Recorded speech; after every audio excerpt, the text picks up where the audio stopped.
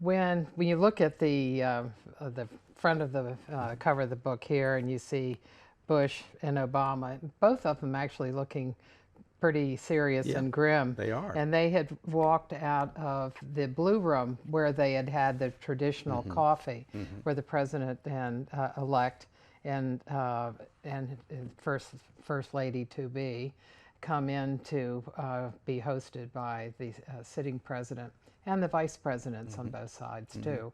And so while they were there discussing whatever of the day's activities ahead, they were talking about in the Situation Room, there was a meeting about a threat on the inauguration that had come up over the weekend. There was a threat of a terrorist attack on the inauguration. Probably not close to the podium itself, but farther back, and the assumption was that there would be possibly people killed. And so it was something of great concern Very serious. to the intelligence community, the security community. And so what they did was bring everyone together who was involved in security.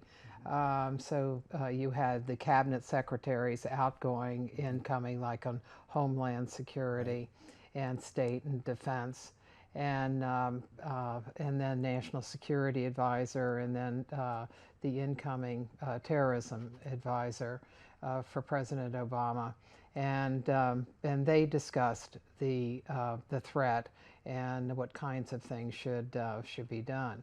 And one person who was in the meeting, who told me about it, said that Hillary Clinton asked Familiar with the yeah, inaugural right. ceremonies. Yeah, and with politics and with presidential image, that she had the best question, which was, is the president going to be pulled off the podium? I don't think so, because the optics of that would have just been terrible been very to upsetting. show what a fragile Could disrupt. a system that we have, that we couldn't inaugurate a president. So the Obama people then talked to him, but they had found out about it over the weekend.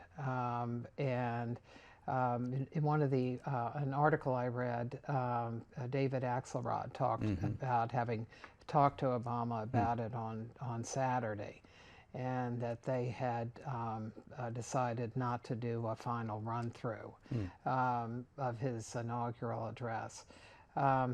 But one of the things that made that work was that both sides were comfortable with one another. Key point. They had been dealing with one another for months at a lower level, where you had transition people dealing with White House staff on a variety of issues. And then President Obama, President-elect, named his people early enough that they could work together with the people who were sitting in the offices before they left. And so they could get information about how things worked.